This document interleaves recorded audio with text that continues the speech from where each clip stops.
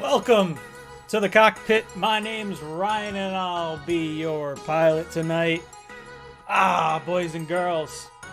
I thought I was going to be worried. Shouldn't say I thought I was going to be worried. I was worried at the end of yesterday's game. The second I saw that last play that the Chargers ran where they had that safety, oh boy. I was like, we're going to return this kick. That's how it was going down. That's how I thought it was happening. All right, guys. So to start things off, right below the screen, you're going to see a question of the day. I pinned it to the comment section as well over in the live chat. If you guys want to get in on the poll question for today, who should the Jets look to hire as head coach next year? All you have to do is click on that link and vote for one of the names listed. There's also a fill-in answer, if you will. I'll go over a little bit of that throughout the show, and we'll kind of go over all our thought processes with everyone, head coaching wise. But Sided is a really cool app. That's the app that the question's going through right now. They actually have a really cool setup where I guess if you contribute more, like if you comment on things and you like things and you vote on things, you actually earn points that you can use to redeem to get like Amazon gift cards and stuff like that. So it's sort of a little way for me to give back to you guys. Only started using it like last week, but it's been a lot of fun. I've enjoyed it. Real good guys over there. But that's where the poll question is going to be. So if you want to vote in that, I'll go over some of the results. I did post it the other day, so some of you guys that got in on it early the other day, let's see where we're at in terms of our voting. As it stands right now, Jim Harbaugh is leading the vote with 42.9. Greg Roman has 4.8. Joe Brady, 21.4. Brian Daboll, 7.1%. Arthur Smith, 4.8. And other is 19%. So the other, you obviously have to comment below to see what the vote is, or what the coach is, I guess. But yeah, head over there if you want to vote. Help me out, because there's other guys voting on this. There's guys from other teams. I gotta represent for these Jets guys. All right. So let's do this the same way we've done it in the past. We'll go through some of the comment questions over there in the comment section. I'll talk a little bit over there. Lame Cactus, are we done with Flick Chat? We're not done with Flick Chat. We're still gonna use Flick Chat.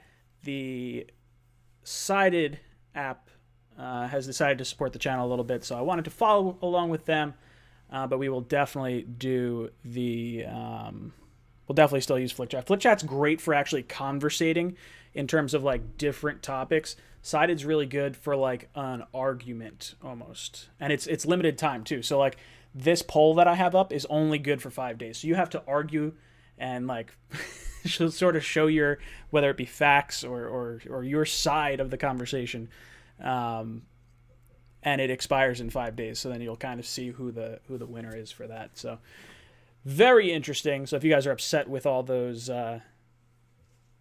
potential head coaches, let me know. Loyal Media Sports Podcast. What's good? That's Ali and Richie, or Ali or Richie. I don't know which one it is, but what do you guys? Let me throw a little moderator status your way, boys. Bam! That way you guys know who's in here. Good to have you guys here. I appreciate all 55 of you guys. So yesterday's game against the LA Chargers was a tale of two halves, and it's also a very interesting sort of microcosm for how the Jets season has kind of gone. We have sputtered and sputtered and sputtered throughout the entire year in the first half of games. And then we've had other parts where it's, we can't make the second half adjustments, and the wheels come off. Well, yesterday, we didn't play well in the first half. Joe Flacco throws a pick six, gets the Chargers right back into it. I shouldn't say I wasn't a fan. I am a fan of that because I want them to lose. But they actually looked competent on the second half of the game. The second half of the game, we actually saw the receivers get open. The fact that there were no completions to any of the big three, Crowder, Mims, Perriman, that sort of thing, is just absolutely bonkers to me. I feel like you have to force feed the ball to these guys. I know Adam Gase came out after and said in his press conference that they obviously called plays for Mims and Crowder and Perriman. They just either didn't get open, the pressure got to the quarterback, they had to dump it down, that sort of stuff. So I take that with a grain of salt. Mekhi Becton looks legit. He stopped Joey Bosa in his tracks on that first drive that the Jets had, and then Joey Bosa slid to the right side of that defensive formation to go against Fant and Chuma Edoga the rest of the day. So even though Becton missed a little bit of time during the game, they were checking out his right knee. I think he proved again that he is just a dominant force to deal with on that one side of the line. I want to talk about the weapons. For those of you that were very upset about the Jets not retaining Robbie Anderson, I'm one of them. I was upset that the Jets didn't retain Robbie. I think for the money he got, the Jets should have been the highest bidder. Now, that said, Robbie's having a great year. He's like just under 900 yards, and he's got, 6 games to go? So the guy's going to eclipse 1,000 yards for the first time in his career, and he's playing really well. That said, guess how many touchdowns Breshad Perriman has? 3. Guess how many touchdowns Robbie Anderson has? 1. So it's very interesting to see, are the Jets making the right decision, or did they make the right decision with Breshad Perriman? Because not only are we talking about the difference in production. So you got the yards on Robbie's side. You got the touchdowns on Perriman's side. But then you also have to look at, what does this team look like with Robbie? If Perriman, how many games did Perriman miss? 5, 6 games, whatever it was. He missed a bunch of games. Robbie Anderson doesn't miss games. So that begs the question. If the Jets have Robbie Anderson right now, how much better are we? Do you think we win any more games? Do you think we win one of those first, 5, 6 games, whatever it was that Perriman missed? Because then I beg this question. Is it worth the Jets signing Robbie Anderson to like that 2-year deal that Carolina got and not get Trevor Lawrence, wind up picking, say, 3rd or 4th? Would that have been worth it? Does it now make sense for the Jets to have not re-signed him? Now, obviously, we're playing 2020 revisionist history. So that's like, we're talking hypotheticals here. So in this situation, in your mind, are you thinking, would we rather have had Robbie for the entire season and probably next year? Or would you prefer to have the number 1 overall pick, which we may wind up getting? It looks like that's how it's going to be. Now, on the pro side of things, first overall pick's pretty good. I'm not upset with that. Now, if the issue I have is if we re-signed Robbie, then we win a few games, we don't get that first pick, then we start questioning Sam Darnold. Now, Sam Darnold clearly looks like he is not the quarterback that we drafted at number 3 overall. He has regressed so much over the course of the last 2 years, and it's disappointing to see. It's heartbreaking, really. We did not do him any favors, but Sam struggles with the deep ball. Is he actually going to make those connections with Robbie Anderson? Is he going to make those connections with Breshad Perriman? Do we wind up winning more games? Do we not realize that Sam is the guy that we're currently seeing right now? Like, would the Jets have been forced into giving Sam a bigger contract because of Robbie being here and the connection and, they play maybe a little bit better? There's a lot of weird sort of hypothetical questions that we could get into with that. In the end, I probably still would have tried to re-sign Robbie this past offseason, just because you want the extra receiver, at the very least. Now we got to talk about our boy, Denzel Mims. Ooh, he's a bad mother trucker. I am so excited for Denzel Mims the rest of this way out. And I have an interesting stat. One of my buddies over at the Jet Nation forums posted this. Denzel Mims, in games he's been active, leads the NFL in air yards. Basically means he isn't getting dink and dunk easy passes, catching attempts to pad his stats. The current leaders in air yards who have played the whole season are Metcalf, Diggs, Judy, Robinson, Tyreek Hill, Calvin Ridley, and Tyler Lockett. So that's pretty good company to be in, especially if you're only 4 games into your career, if you're Denzel Mims. Now, I was looking at his Pro Football Focus grade. He had his highest grade of his career so far. That's 4 games, week 7, 8, 9, and 11. Finished with a 76.5 for yesterday. And on the season, has a 74.7 overall grade. I expect that to keep getting better as he gets more reps and more targets. He is currently ranked the 39th wide receiver in the NFL out of a possible 123 wide receivers. So that's pretty impressive given the small sample size that we have seen from him. And let me tell you, the amount of acrobatic catches and just go up and high pointing the ball, like, I really enjoy watching Mims play, and I think he's going to be legit. The way he hand checks guys and fights guys during his route, the way he draws pass interference penalties, that is something I said in my my post game. It's something I said in my takeaway video. I think there should be a way for the NFL to track penalty yards like that, because it is absolutely a factor with wide receivers. There are guys that are just really good. Antonio Brown is one of them, really good at drawing flags. Now, there's going to be times where the cornerback deliberately holds the guy, like prevents him from going, and that's probably, I mean, maybe it's on the wide receiver, or maybe it's just the guy flubbing up his coverage. I don't know. But I think there needs to be a stat that you can watch that. It's sort of similar, when I do my breakdown videos in terms of free agents, prospective free agents that we're going to bring in this offseason. One of the key areas that I always look at is penalty yards. So offensive linemen, that's a huge one. How many holding penalties are they getting? How many false starts are they getting? Anytime we look at a free agent, I always try to consider penalties over the course of the last 3 years. Just because the average career length is about 3 to 4 years. So I don't want to go back too far and wind up having a lopsided sort of vote. So I take a lot of stock into the penalty yards. It's hidden yardage that doesn't show up in the box score, but is absolutely a huge reason why teams win and lose in this league. Who else we got? Joe Flacco having another big game for the Jets, aside from the pick 6. Thank God this man is throwing pick 6s. He is helping the tank. I hope he doesn't start another game for the New York Jets. It sounds like Darnold should be coming back this week, which should help the tank. I think what's going to happen is, because of Joe Flacco's arm, defenses are falling back further. They know Perriman's going to beat him over the top. They know Mims can beat him over the top. They're kind of playing a little bit softer coverage so they can try to tackle guys in front of them. That's going to open up things for Crowder. It's going to open up things for Herndon. It's going to open up things for the guys in the flat. Now, with Sam Darnold, Sam does not have a very good deep ball.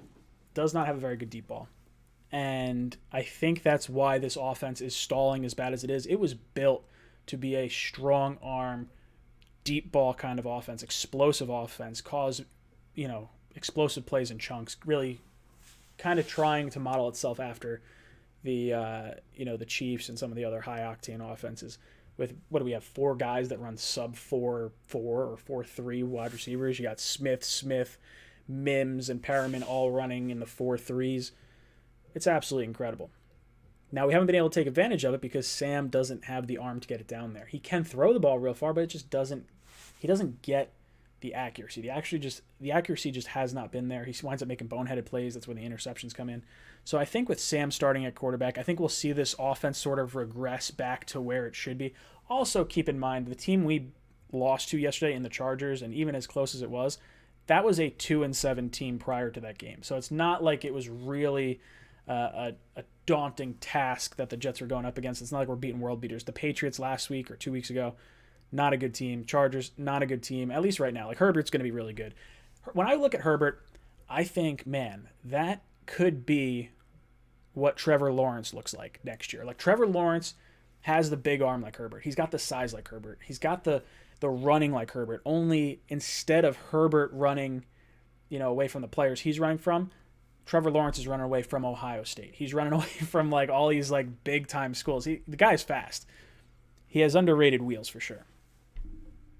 But I look at Herbert, I see him throwing 366 yards or whatever he finished the day on.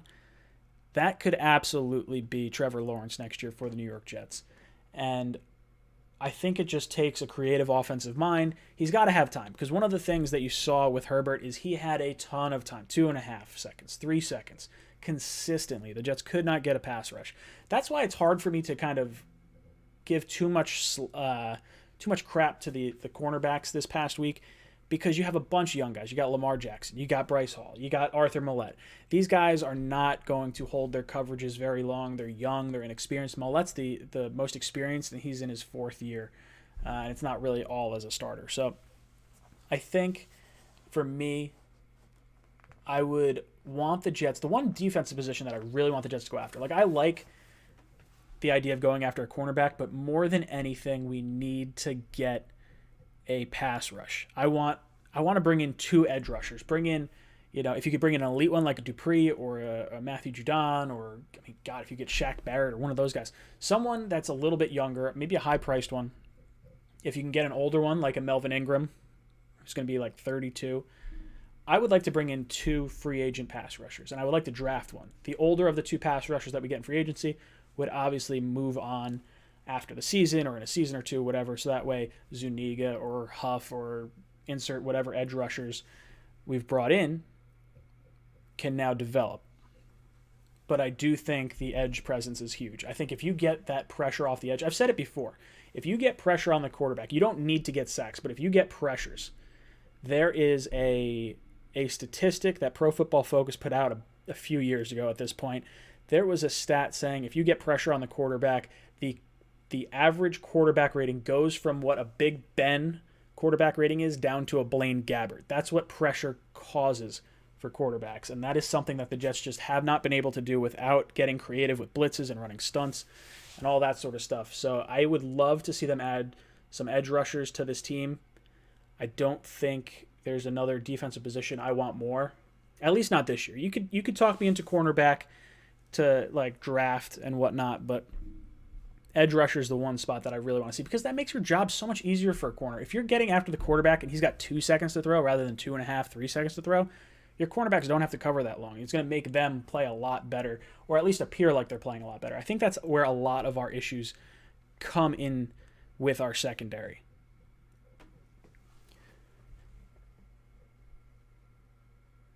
LaMichael Pirine got injured. I believe it was an ankle, if I'm not mistaken.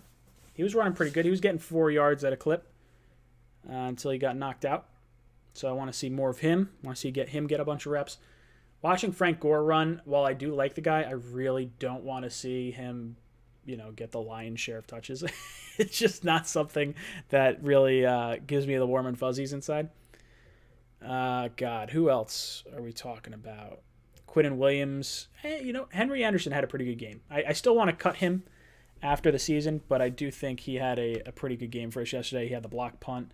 The Chargers, for some reason, can't figure out their punting game. They have 3 blocked punts in the last 5 games, which is probably why they did not try to punt the ball on that 4th down play at the end of the game, because they were afraid it would get blocked. Now, why the punter did not try to just throw the ball away for the 1 second that was remaining, just throw it out of bounds. or jump, like get pushed out of bounds and jump and let that final second tick off the clock before you hit the ground. They really could have backfired pretty badly on that play had Berrios not screwed up. I'm watching this whole return happen. I'm like, oh God, where's the lateral? Here comes the lateral. And then Berrios, I guess, just has never played backyard football before and just forgot the lateral. It's like, dude, the clock runs when you're on a kick return. You gotta throw the ball around. But maybe Berrios is in on the tank. Maybe that's what it is. I'd like to believe so. TJ Decker says, is Trevor really a sure thing? Didn't his backup light it up? Yeah, but his backup's going to be a highly touted prospect as well. Like, the Clemson team is legit. And when you look at Trevor Lawrence, I want to say, I don't know the record offhand, but he's like 75-1 wins to losses since he started in high school, I think. Like, the guy's lost 1 game and it was in the national championship game. The last time Clemson had a quarterback that was like killing it was Deshaun Watson. And I thought like, oh, it's the system. Oh, it's the talent around him. I'm not making that mistake again. Trevor Lawrence is legit. I'm hearing everyone else talk about it. And I fully, wholeheartedly believe that Trevor Lawrence is going to be legit. Now, I'm trying to get on board with Justin Fields. That's what I'm trying to wrap my head around, because as we stand right now, the Jets are picking first at 0-10. The Jaguars are at 1-9. Number 3, is the Cincinnati Bengals. They're at 2-7-1. That means the Jets have to win 3 games in order to fall to the 3rd pick. So more than likely, there is a very high probability that the Jets are going to be picking top 2. I'm still scared about the Jaguars. So we have to be rooting for the Colts. We have to be rooting for any team that's in the AFC South, and we have to be rooting against any team in the AFC East, because if the teams in the AFC East lose, that's 2 games on our schedule that will make our strength of schedule easier. For the games in the AFC South, if those teams wind up winning, it makes the Jaguars' strength of schedule harder. So these are very important games for the Jets and for the Jaguars. We actually made up .01 on the strength of schedule this past weekend just by the Texans beating the Patriots. So that was absolutely huge. We're still behind. I'm hoping that the Jaguars can could win a game week 17 against the Colts if the Colts wind up clinching that division early on. And maybe they don't have anything to play for in terms of seeding or whatever. They're just resting some players. Philip Rivers is a little bit older. You're gonna have to relax a little bit. Eddie DeJesus says, should I purchase a Trevor Lawrence custom Jets jersey or should I wait? I would wait, Eddie, because if anything the Jets have taught us over the course of the entirety of anyone's Jets fanhood careers, it's that the Jets are really good at screwing all this up. We were in prime position to get what would have been Marcus Mariota or what could have been Amari Cooper or any of these players over the course of the last 7 drafts. We wind up winning. That's just I will not believe the Jets are picking first until the final second ticks off the clock on that Patriots game, week 17, and the Jets lose. Until the Jets are 0-16 or are actually holding the first pick, I will not believe that the Jets are getting it. I have this gut feeling we're going to win a stupid game. We're going to win a game we shouldn't win. We're going to beat the friggin' Patriots last week of the season, or like if you want to put your tinfoil hat like me, put it on. I guarantee Bill Belichick throws that game if he's not fighting for anything. If he's not fighting for a playoff spot, if he's not fighting for the division, he's throwing that game. He's going to make the Jets make sure they don't get Trevor Lawrence. But then there's a part of me that says, well, maybe the Patriots just don't want to lose to the Jets and be the only team to lose to an 0-15 team, so the Jets go 1-15. That's where I hope it goes. And I hope the Patriots just play it all out and we just cannot win. Yeah, so we'll see. Who knows? What did I see? I saw something in there. Watch Trevor Lawrence stays in school, says Justin. There's no way Trevor Lawrence is staying in school. I will put $100 on it right now. If someone wants to bet me, we'll set something up. But I would bet $100 there is no way Trevor Lawrence goes back to Clemson this year. I will say this. There is some percentage chance, I don't believe it to be high, but there is some percentage chance that he could pull a Eli Manning and refuse to play for the Jets. Now, the only way I sort of see that happening, and even then it's probably a long shot, is if Adam Gase is still our head coach. If he's our head coach, I could see Trevor Lawrence being like, nah, fuck that. Not doing that. Other than that, he's coming out. And I really think he's going to play for the Jets. And to be honest, what other teams are there at the top of the draft that look more desirable than the Jets anyway? I mean, maybe you argue Dallas if Dallas winds up picking 5th or whatever and, just gives a bucket load of money and picks and assets to go up and get Trevor Lawrence. Yeah, I guess you could say that. You could say Atlanta because it's close to home. It's Trevor Lawrence grew up in Georgia, so he's going to have Calvin Ridley, Julio Jones, Todd Gurley to work with there. I could see that being a favorable destination as well. But they're going to have to give up a bucket load of picks to go up and get him. And as it stands right now, let's see what this Tankathon leaderboard looks like, because I'm not exactly sure where everyone's falling right now. So yeah, even the Falcons, they're all the way back at 9 right now. They are the worst picking 3-win team right now. The worst picking 3-win team. So there's that. I mean, I guess there's Dallas. Yeah, Dallas is picking 4th right now. Washington picking 5th could want to get up there. Giants are not going to do it. Giants are winning themselves out of the that tackle, Sewell. They're playing too good. They're going to wind up giving that. Actually, Cincinnati needs the tackle. I feel so bad for Joe Burrow. I really do. I like Burrow a lot, but Joe Burrow. So that's going to be the argument that I think a lot of people are going to have with Trevor Lawrence and coming out. I had an argument with someone about this on one of my YouTube videos today, and or not so much an argument, more of a discussion. But Trevor Lawrence looks at Joe Burrow and says, hey, there's no offensive line in Cincinnati. Do you think Joe Burrow would want to go to Cincinnati knowing this is the offensive line? He's going to get banged around. Would he stay in school? He's not staying in school. There's no way. Could he say, I'm not going to the Bengals? Sure, I guess he could. Burrow is the hometown kid from Ohio, so I think that may have played a factor in it. But the Jets are going to do everything in their power to try and make this an attractive landing spot for Trevor. I firmly believe it. I think if Joe Thuney hits free agency, I think we're absolutely going to go balls to the wall to try and get him. I think he is the crown jewel of free agency if you're a Jet fan, because you want the good offensive line. And a guard's going to be good for the next, 4 years. He's, 28, 29 years old, so we're talking, he's playing till 32 on whatever contract you sign.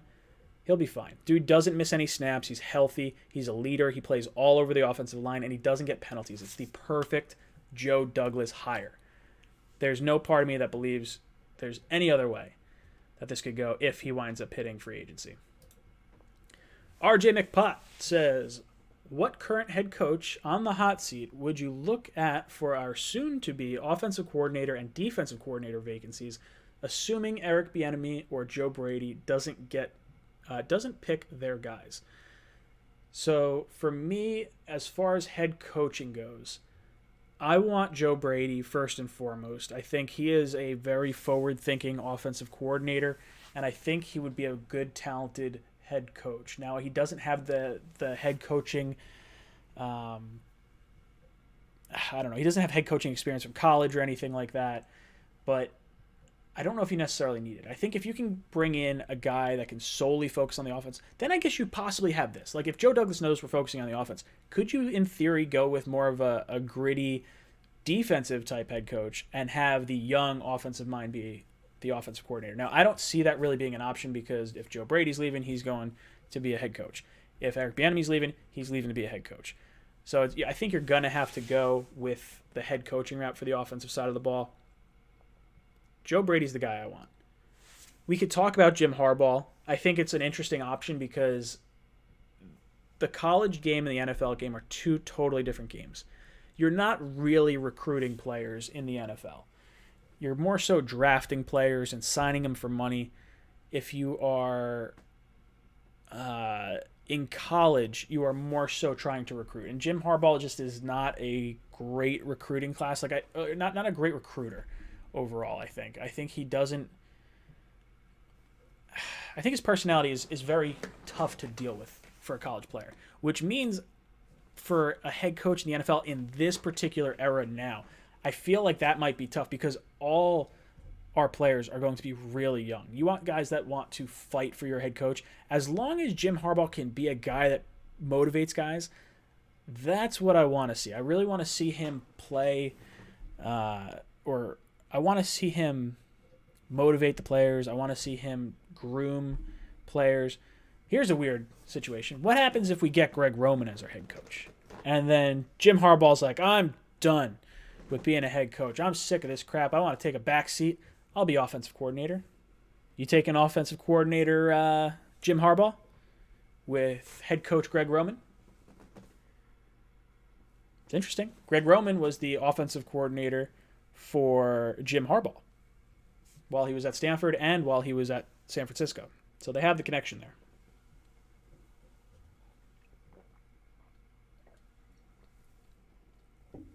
I see Lame Cactus is saying call-ins. Yeah, we could do some call-ins.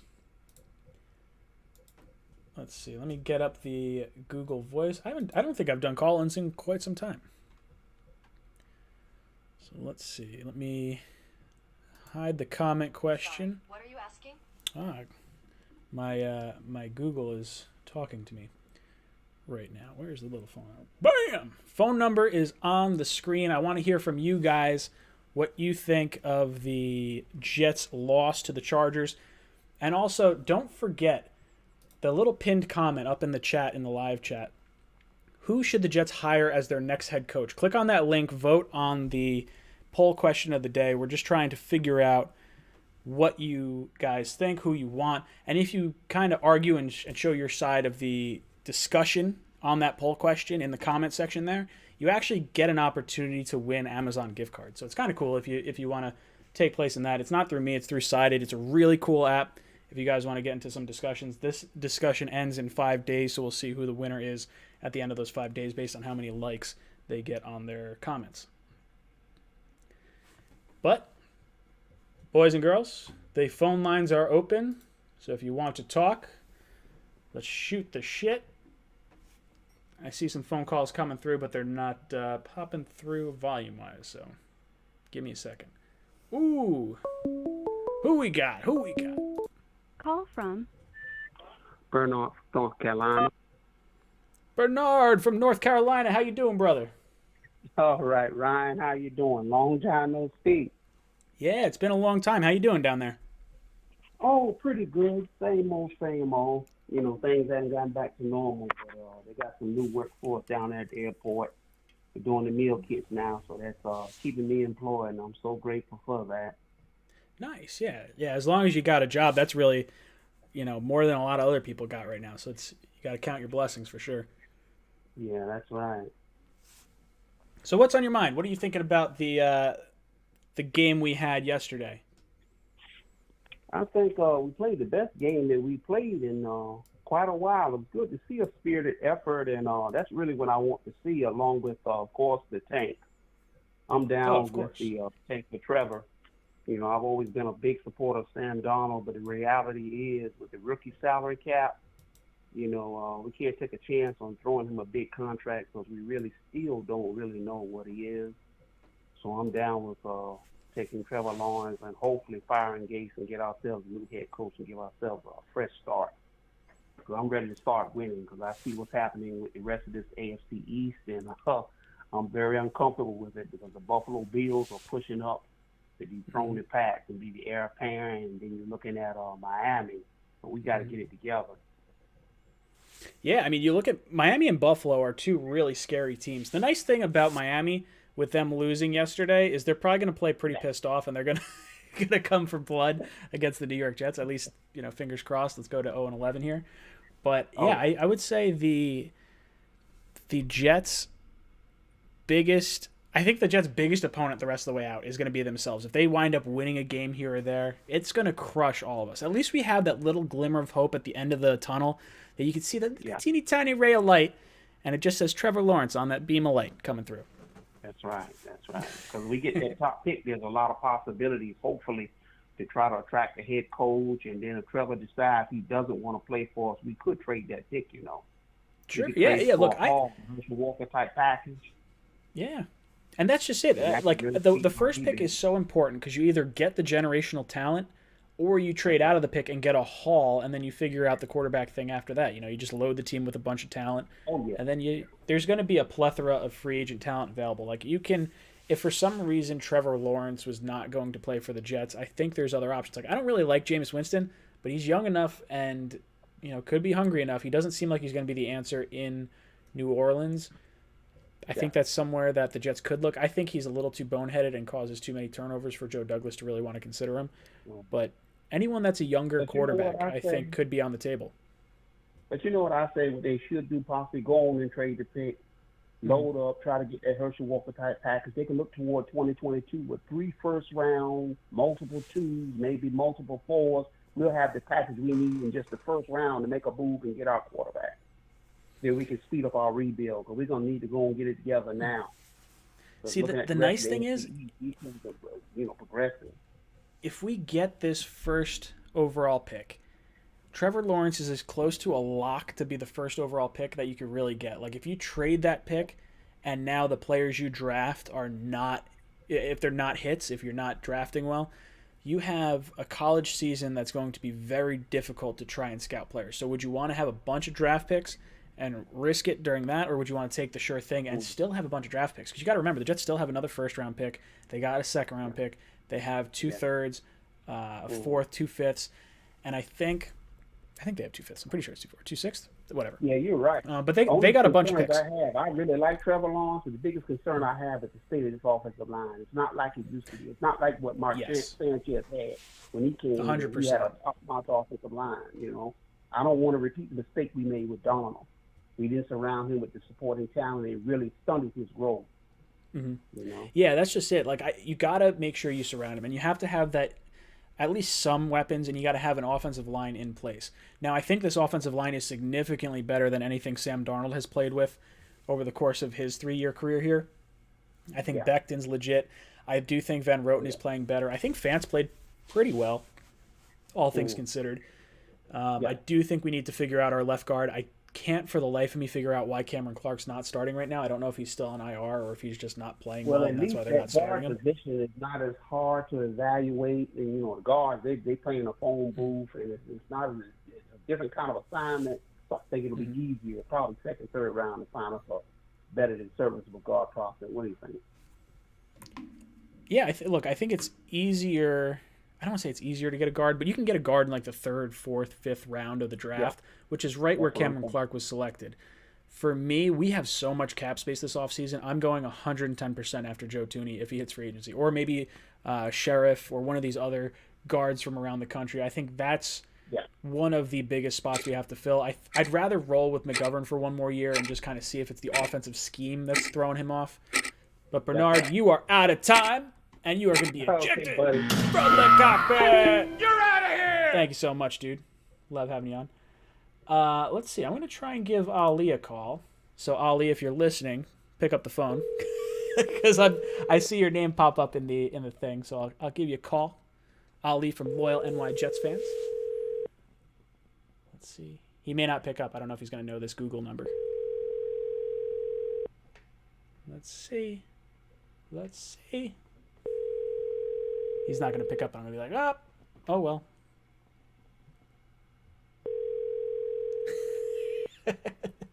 Ali, you just tried calling like 5 minutes ago.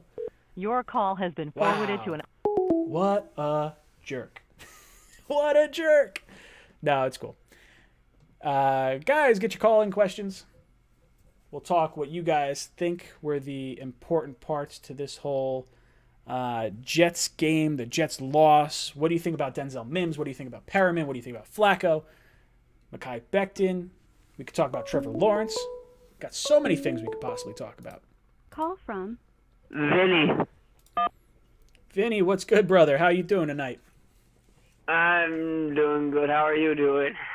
I'm trying to hang in there as best I can. Yeah. No, I'm what'd you think of the game yesterday? Got off of work, so I'm just relaxing. Oh yeah. What's on your mind? I actually couldn't watch. The game. Was at work during the game, so I'm right in the bathroom. I'm right in on a break. I'm watching the punt, and I'm that first one. They're gonna block this and score, aren't they? I just felt I was worried the Chargers were gonna blow that game. But at the end of the game, you saw how paranoid they were. They were so paranoid about having another punt block that they gave up a safety.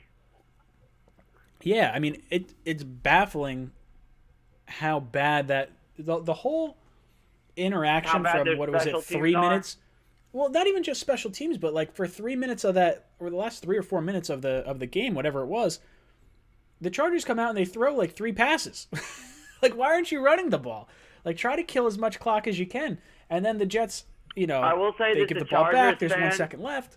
Yeah, go for it. I will say this to Chargers fans, though. Like, when the season's over and the Jets fire their coaching staff, if you have the opportunity to hire Brent Boyer, hire him. You guys need all the help you can get. Nah, special teams coach. He's been pretty good for us. Overall, I haven't been disappointed with our special teams, aside from, like, the kicking. And the kicking, is kind of more so on the kicker than anything else. I'd like to see Castillo come back. Somebody let a Pro Bowl kicker walk in free agency. Oh, man. Jason Myers is just killing it over in Seattle, and it's crushing that we don't have him. Yeah, but, let's move on. Like, so I was watching one of your videos earlier. I think it was the one you recap. And so obviously you saw a couple of my comments there, like how I mentioned how Denzel Mims has more receiving yards than N'Keal Harry. Yes.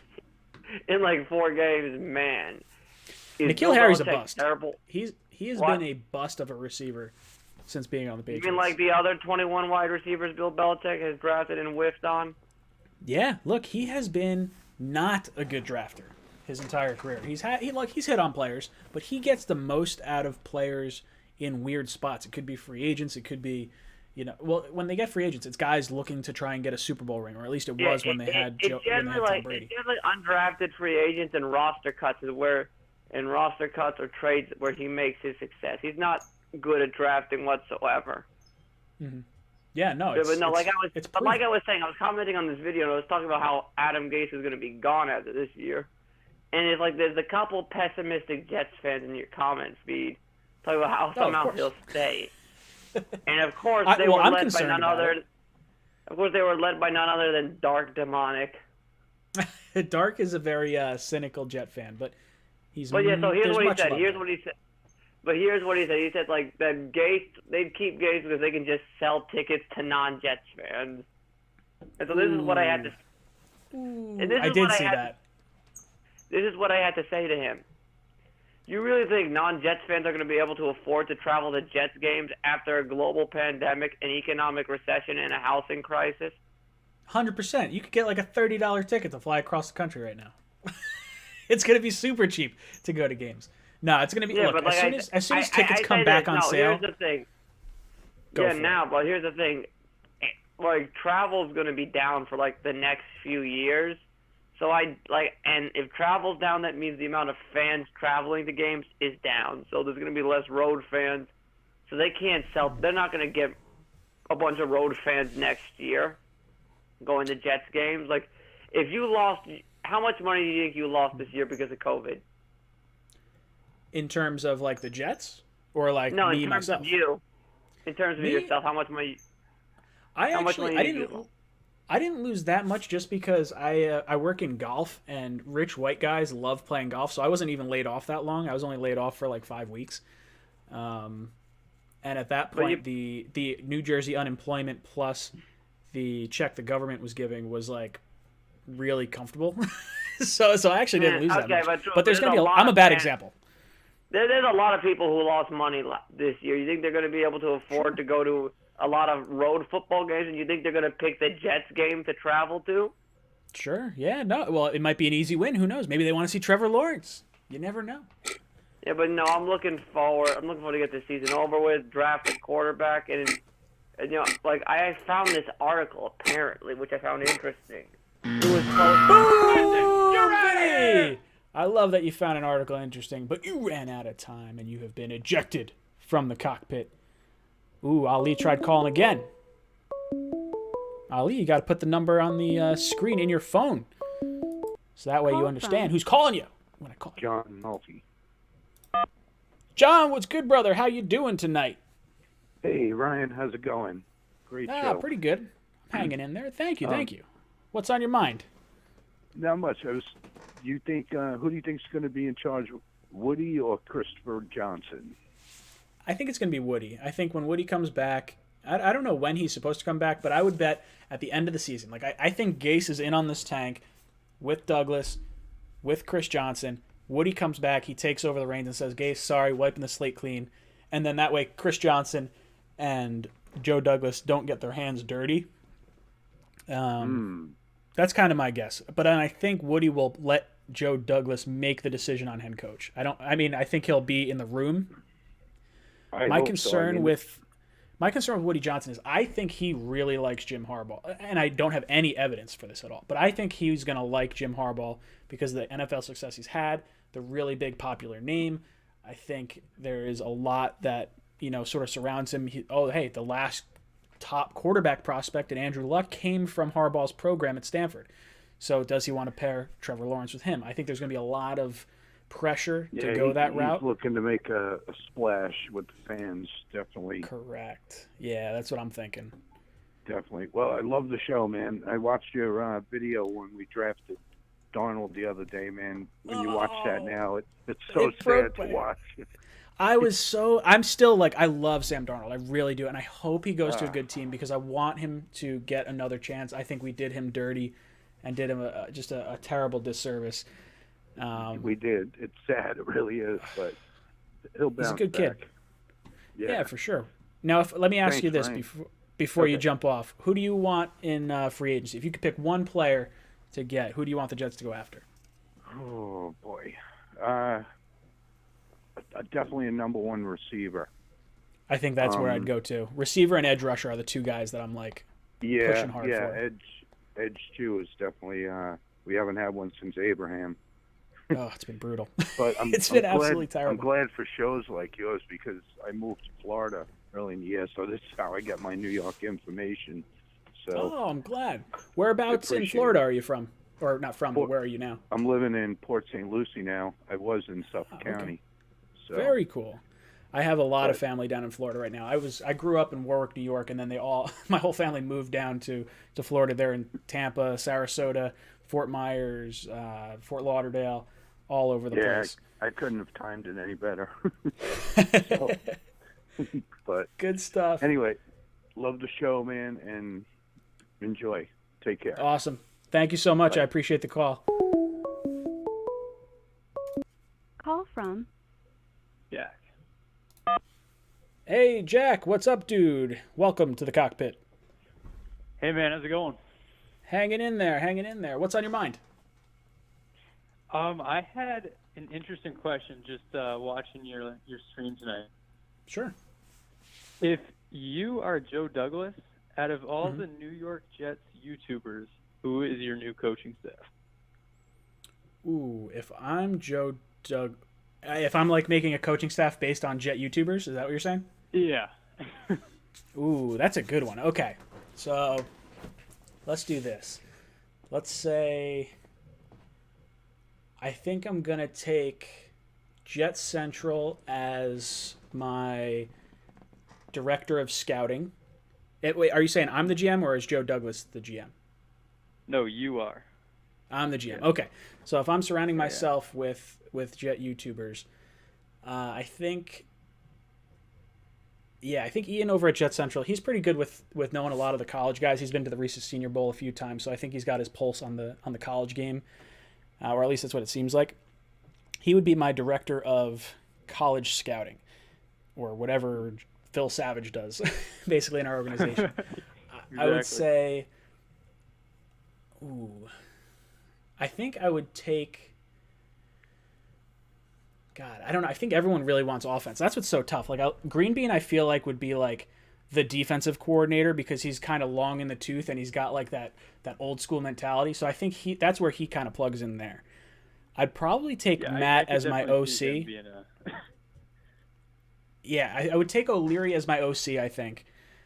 And then I would say Richie would probably be from Jets Media. He'll be my special teams coordinator.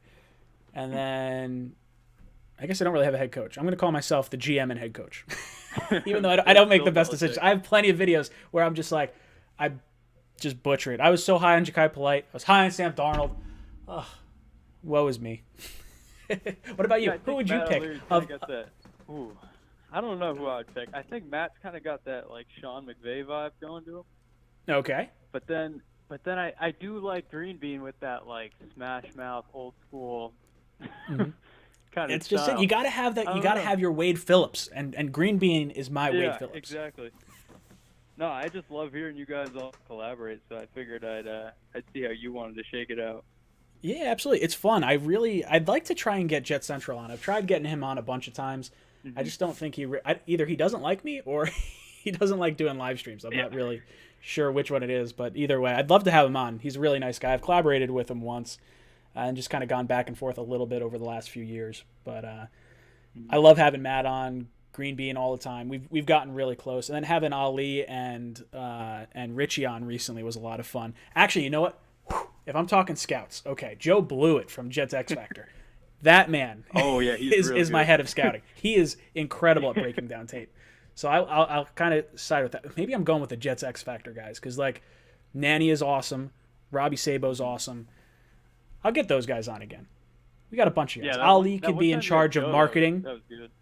Ali would be my marketing guy. That dude, he runs such a great Instagram account for loyal NY Jet fans, and it's like second to none, I think, in terms of Jet stuff. He does a really good job over there. Yeah, it's definitely an interesting concept, but man, I hope that Brian Flores and Dolphins just absolutely murder us this week. Just prove it to Gase again.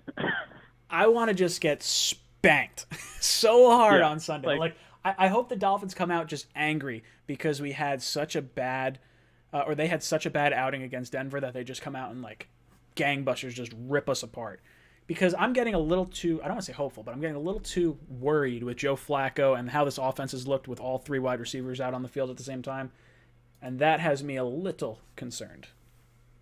Yeah, I mean, I love seeing the deep bombs to Mims and all those guys, but like, just all it takes is one more of those and the tank's gone.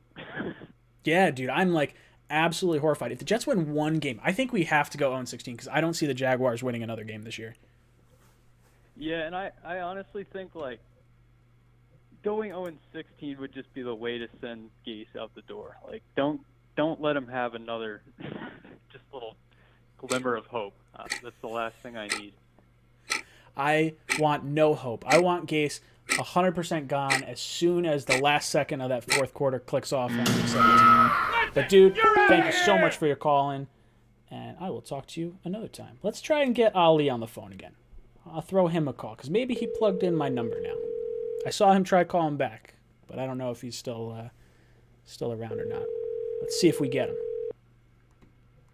Sometimes I call people when I'm on the show instead of taking the call. Ali, what's up, dude? You're on the cockpit live.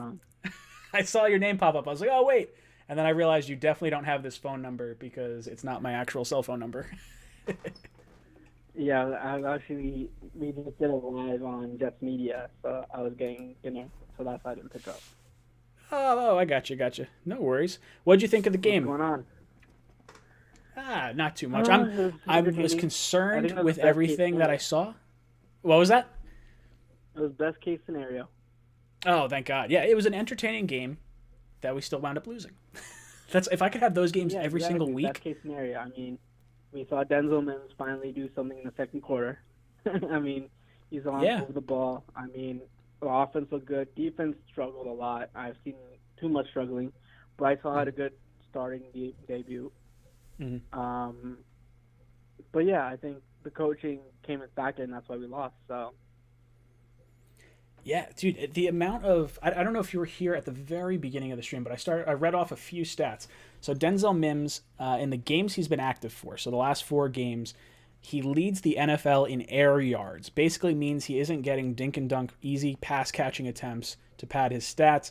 The current leaders of guys who have played all season are Metcalf, Diggs, Judy, Robinson, Tyreek Hill, Calvin Ridley, and Tyler Lockett. So for Mims to be in that kind of company is pretty impressive. Yeah, I mean, we were just discussing it in our live stream as well. We were praising Mims. You know how big how high I am on Mims. I mean, he's legit. I even met him before the season because I did an event with him, and I got to talk to the guy was very, he was a really nice. People thought he was really quiet, but he was very active. He was talking, even with the masks on, he was still talking. And he was interacting with everyone, and I saw that in his eyes. I'm like, he's ready to play, he's ready to work, and not seeing him at the beginning of the season just destroyed me. It destroyed me, and just seeing him play the way he is, I just imagine Trevor Lawrence throwing the ball to Denzel Mims for like a 90-yard touchdown. That's what I'm imagining right now in my head.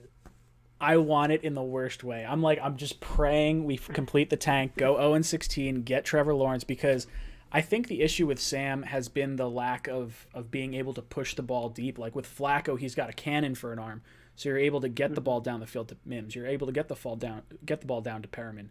And I just don't see Sam coming back and having the success that Flacco has had in the last few weeks. No, 100%. I mean, look, we both love Sam Darnold, me and you, and I still think he has a shot in this league, like a very good shot. But he took a very big regression, man, very big. And like, if you look at his film, and I watch his film very vividly, he thinks too much. He thinks too much. He holds onto the ball. I mean, the offensive line sucks. We know that, but you have wide open guys, and easy first downs, and he misses the guys, and he just does not see the field well anymore, and that's very concerning. So the best thing is for him to get a new start, getting a new fresh playbook, and to see what he can do, because I think he's pretty much done in New York. Yeah, I think part of it is, however Adam Gase coached him. I think another part is our offensive line, and then recently, like within the last few weeks, has been like the heat that I'm sure he's hearing everything from, oh, the Jets want Trevor Lawrence, oh, we're going 0-16, oh, Sam's getting traded, where's he going to go, he's done in New York. Like, I'm sure he's hearing all these things. He's on social media. But I would say, I don't know, I want Sam to do well. I think a change of scenery is going to do him real well. I would say that, I'll let you go first. Where do you think the most likely spot that he ends up next year? I like Indy. I like Indy a lot. I mean, I don't think Phillip Rivers is the answer long term there at all. I mean, he's old. They're going to get rid of him very quickly. And Sam Darnold, he's very young. Sam Darnold can lead. I mean, Michael Pittman, he's a stud wide receiver. They have a stud wide receiver in him. And even they're probably going to draft a couple more. And that's a team that wants to win right now. That's a team that could make a Super Bowl push if they had a good quarterback. That's what their defense is elite. I mean, one of the best defenses in the league. And then getting a quarterback that needs a new start could be the thing to do for them. And I think Indy would want him badly. And I think that's a perfect fit for him, honestly. So for me, when I'm looking at teams, Indy's definitely high up there on my list. If I'm creating like a top 5 list, Indy's in that list for sure. I've said, the Steelers, so he could pair up with Juju Smith-Schuster if Big Ben retires. It seems like from what a lot of Steelers fans have said, he's not going anywhere. I think they probably win the Super Bowl and he walks off on top. That would be my guess for how this season ends with him. But I think the Steelers are an option. I think the Saints are an option. I think the Colts are an option. For me, I think a strong option, especially if Joe Douglas tries to maneuver a trade similarly to how he did with a lot of our other players that we moved, and tries to put them in a better situation. The 49ers are an interesting team because they're going to have $21 million in cap space next year, so not a whole lot. They're going to lose $8 million of that to their draft class. But Jimmy Garoppolo, he's been injured. He hasn't looked fantastic all the time. They can save $24 million if they cut him this offseason. And I think that could be an interesting situation where you bring the California kid in Sam Darnold back to the West Coast. I think Sam would want to go there and go with Kyle Shanahan. Now, if Kyle Shanahan doesn't want him, then maybe that's, a little bit of a red flag for other head coaches. But I think the 49ers would be interesting because you send them to the opposite end of the country, you send them to the opposite conference, and then you know what's going to happen? Jimmy Garoppolo is going to wind up back in New England after Cam Newton leaves this offseason. Look, that would actually be perfect for him, honestly. He's a California guy. And, he's a California guy, and he'll be back home. He'd be very close to home. And I think, that actually makes sense. I think Jimmy G, even against us, he was hurt. And, they're a quarterback away, too. I mean, Kyle Shanahan, he's a mastermind. I mean, he's a mastermind play calling. And, it would be a good fit. I mean, Darnold has options. Darnold has options with a lot of guys getting hurt, a lot of guys retiring, and he has a lot of chances. And Joe Douglas has a lot to give away. He can get a lot from him. I think he can get a second-round pick or a third-round pick out of Darnold. Because did you see did you see the report from, I think it wasn't really a report, but I want to say it was Daniel Jeremiah that was talking on one of the talk shows, and he was saying he firmly believes that the Jets are going to get a first-round pick for Sam Darnold. Interesting. Yeah, I don't know. He's the only one I've really heard say it, and I was always on board. Like with the Jamal trade, I thought it was going to be a first and a third-round pick, and then when the trade came through and it was 2 firsts, a third, and a player, I was like, well, I didn't expect that at all. When Leonard Williams went through, I thought that was going to be, maybe a third, maybe a 4th-round pick. Then we get a 3rd and a 5th. I'm like, well, damn, we got more for that too. So if I'm saying a 2nd-round pick for Sam, it won't shock me if the Jets get a first. I mean, I should say it'll surprise me, but I don't think it's out of the realm of possibility given how I've just under-projected trades during Douglas's career here. Yeah, I mean, who thought we would get 2 first-round picks out of Jamal Adams? Like, no one thought that at all. And we just need a glimpse of hope of one organization wants Sam Darnold. Like, they want him. And we got to hope that one team is eyeing him, seeing if the Jets get the first pick, who's going to take Trevor Lawrence and Sam Darnold on the block and see what they can do with him. Because, honestly, Jets are definitely going to take Trevor Lawrence at the first pick. There's no doubt about that. Yeah, So, even if they wind up with the 2nd pick, I think they're going to take Justin Fields. Even, unless the scouting winds up being different once the combine comes around and guys get a little more, complete tape. I think the Boise State quarterback's an interesting prospect. I like Trey Lance. They're all a step down from Trevor Lawrence. I'm trying to like Justin Fields. I'm not quite there yet, but I want to be excited for Fields because I know we're getting one of those 2 guys. It's funny. It's funny how. So I tweeted on Saturday night after his bad game, but I wasn't referring to the bad game, and I just said that I'm not wrapped around his talent yet. He hasn't given me the wow factor like Trevor Lawrence has given me, and he just hasn't done it for me. Maybe if I see more games, maybe I'll learn more about him. But he hasn't given me that wow factor that I want him on my football team. And to lead us back to the playoffs or whatever. He hasn't given me that. Trevor Lawrence has. So, I mean, I got a lot of hate for that. I mean, I got blasted on Instagram, blasted on Twitter for that. But he just doesn't give me that yet. Dude, I will echo that sentiment because that's exactly where I fall. It's not that I don't like Justin Fields. I'm looking for something to want to love, and maybe I just haven't watched enough tape on him yet. That's definitely possible. But when I watch his highlights, it just guys running wide open. And I'm like, that's not going to happen at the NFL level. Like, is this guy making the reads? Is he doing everything he has to do? Everything I've heard is like, this guy's incredible. He's going to be really good. But I don't get the warm and fuzzies the way I got with like the 2018 draft class, where it's like, okay, I really like Lamar Jackson. I really like Baker Mayfield. I really like Sam Darnold. I like Josh Rosen. I didn't really like Josh Allen at the time, but it felt like there was a lot more good quarterback prospects at the top of that draft than maybe it's just because Trevor Lawrence is skewing everything to one way. Like maybe all these other guys are just normal quarterback prospects and Trevor is the crown jewel. I don't know. Yeah, I mean, it'll be interesting. It's either Lawrence or Fields, right? I feel like that's the options. It's either the first pick or the 2nd pick. We're not getting the 3rd pick. It's the 1st or 2nd, most likely.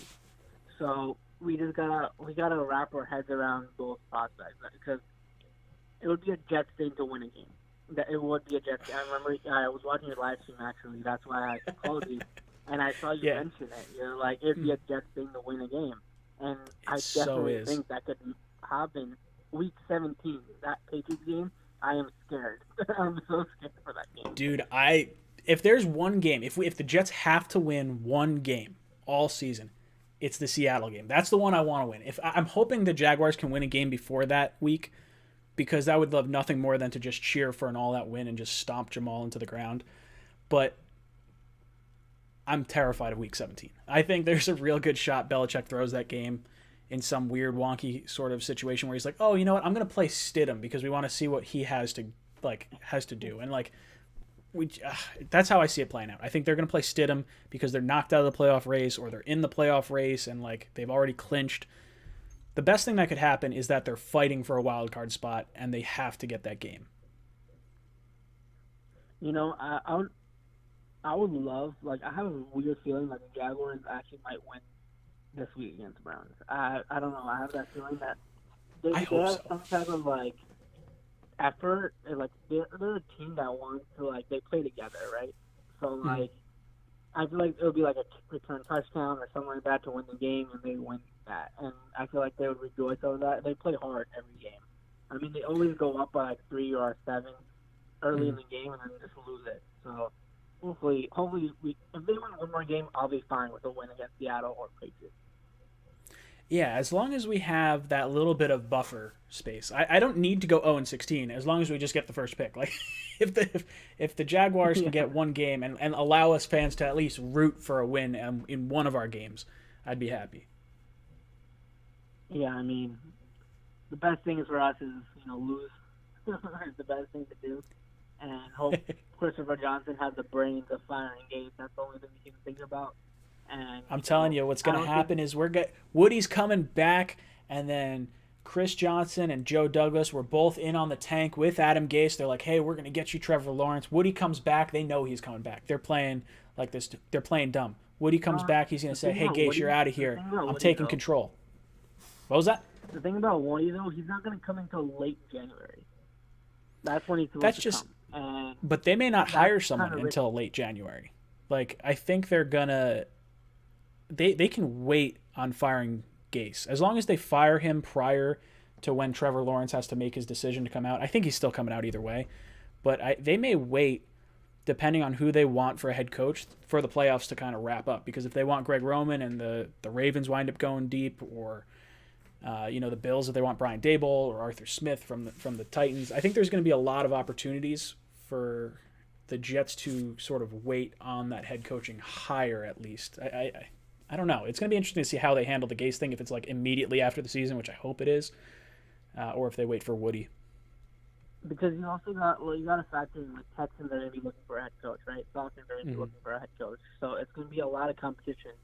And if they have, like Douglas has an eye for a head coach, he's like, I feel like Christopher Johnson's going to talk to Joe Douglas and be like, what do you have someone in mind, or whatever it is.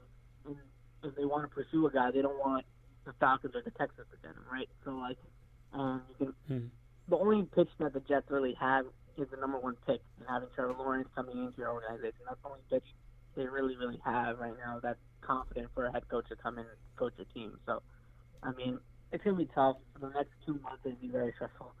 But, I mean, it's going to be fun. That to me, that number one pick is so valuable.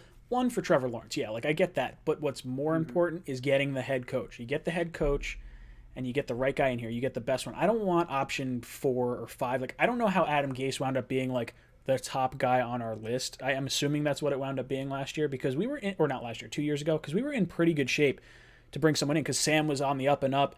McCarthy wanted to coach him. Rule wanted to coach him. Like, we had options. And then we went with Adam Gase.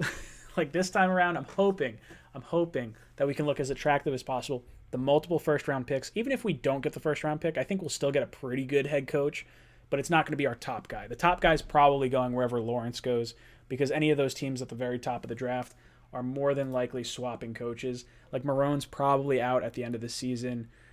Cincinnati's not taking a quarterback. Dallas, I could see McCarthy being one and done. I don't know if it's going to happen. Washington could take a quarterback. I don't know. It's really a 2-horse race. It's the Jets and the Jaguars that it's going to come down to that first pick. And I just hope that you said it perfectly. I'm nervous. I trust Christopher Johnson to make the right decision. I can't trust him to bring the right man in charge, right? They've done Adam Gase. I can't trust him to bring another head coach in. Like, I feel like they'll get like Jim Caldwell in here, like, when there's better options. So, like, I just don't trust him, because if Joe Douglas calls the shots, then maybe. Because Joe Douglas has all the respect in the world in this league, right? So if he calls it, I'll be very, very happy, because his team will be actually on the rise. If Christopher Johnson does and what he does, I'm still questionable about it. Yeah, I think they're going to have to let Joe Douglas make the call. Like, that's the biggest thing for me. Like, it sounds like Chris Johnson allowed Maccagnan to stay on because he wasn't comfortable hiring a head coach by himself. So if that's the case, I mean, maybe Woody decides to hire a coach by himself, but I would find it pretty surprising if he did not try to use Joe Douglas's, knowledge and connections to try and bring in his guy, first and foremost.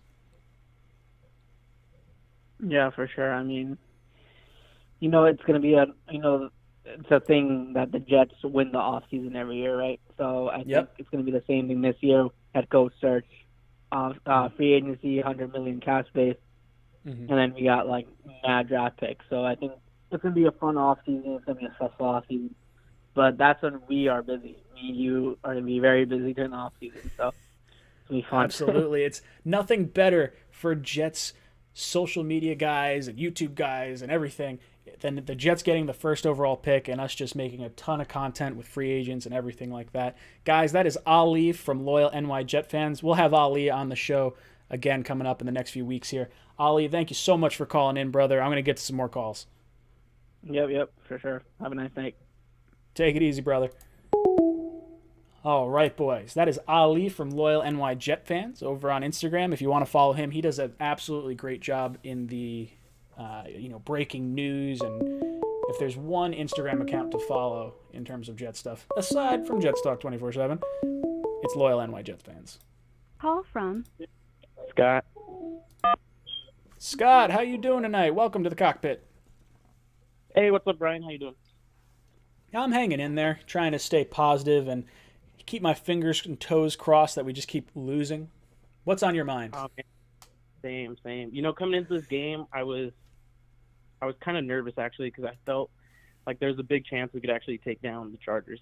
And then the start of it actually kind of reaffirmed me. With the block punt. Yep. We got the touchdown with P. Ryan, which I was excited to see P. Ryan. Sure. And then he gets hurt, so now we got to deal with Frank Gore again. Hopefully it's not too serious of an injury. I haven't seen what the injury actually is. I heard it was an ankle and that they were going to try and do some tests on it, but I hope we don't see as much Frank Gore as we did yesterday. Well, apparently it's going to be 2 weeks from what I'm hearing. Oh, really? Okay. 2 weeks from like he's going to miss one more week or he's going to miss two? No, like two more games. 2 more games. Oof. So what is that? That's got to be the chart. That's the Dolphins, and is it the Let's see, Jets schedule. I should know this by now. I've looked it up so many damn times. All right, so if we miss 2 more games, it's the Dolphins and the Raiders that will be missing with P. Ryan, which, I mean, not that I think P. Ryan's a huge contributor, but I do want to see him play a little bit more. What'd you think of Mims and Perriman and all those guys? You know what? Mims is very exciting to me. Not only, like, catching the ball, he's making contested catches, jump balls, but he's actually creating fouls too. Like on the pass interferences and stuff like that, which really helps, especially now with the way they officiate games. You need guys like that put pressure on the secondary, especially going up against a guy like Casey Hayward. You know what I mean? That's even more impressive to me. I think Perriman, he's really good deep shot, but it's kind of what we expected, at least for me, kind of inconsistent. He's going to miss games, but when he does play, he's going to be able to take the top off the defense. So hopefully, this free agency or something, we get like a guy like Allen Robertson, make him maybe our 4th receiver. I think that'd be a much better slot than maybe our top guy right now. Yeah, I like Perriman a lot. I feel like a deep threat shouldn't be your only weapon. Like in very rare circumstances where you have a guy that's just like elite, like Tyreek Hill, then he can be your number one. But you got to have other guys. And Perriman, to me, feels like he is a great asset to have. He's just not like the number one guy you're going to be paying $15 to $20 million a year for. No, most definitely. Yeah, I mean, if we can get him back on a similar contract that we had this past year, I'd be pumped for it. I hope he comes back. I hope he wants to show some sort of loyalty to Douglas, because I think Douglas is interested in bringing him back based on what we saw with him and Flacco. No, I would be happy to bring him back. I still want to upgrade at the receiver, but I think having him in the room is good for us for sure. Like you said, Allen Robinson is a guy that I would love to get as our number one. He's going to cost a ton of money. There's going to be a lot of free agents that are available. I think Amari Cooper's probably going to shake free from the Cowboys. I could see, I'm pretty sure, what is it, Galladay, Godwin, Juju are all free agents.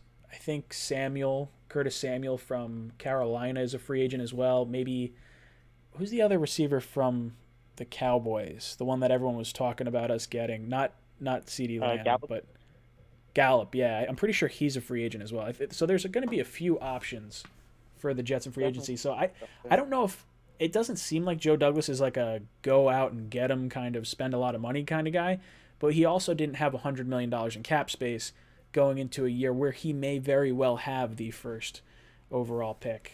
I think that might change his outlook this offseason.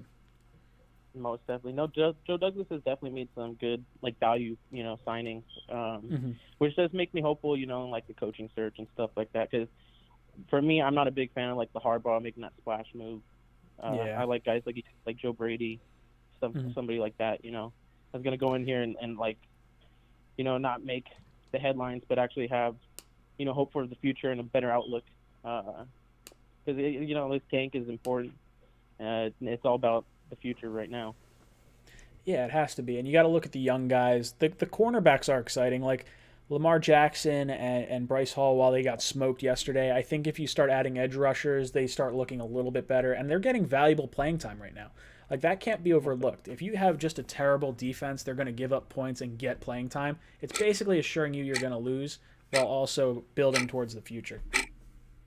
And Bryce Hall, he was getting carved up a little bit, but they're playing a lot of. Listen, you're out of here! You have been ejected from the cockpit. Thank you so much for calling in. Guys, if you have not looked at the pinned comment at the top of the live chat, click on that. I have a poll question up. Who should the Jets look to hire as head coach next year? There's a few options available. I'll start rattling off some of the percentages for where we're at right now. Right now, Harbaugh is actually in the lead with 33.8%. So if you want to make your voice heard, click on that and vote for the head coach you want to see the Jets get next year.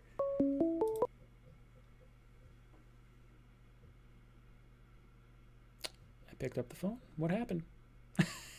The ringing stopped. All right, I'm hanging up again. Sorry.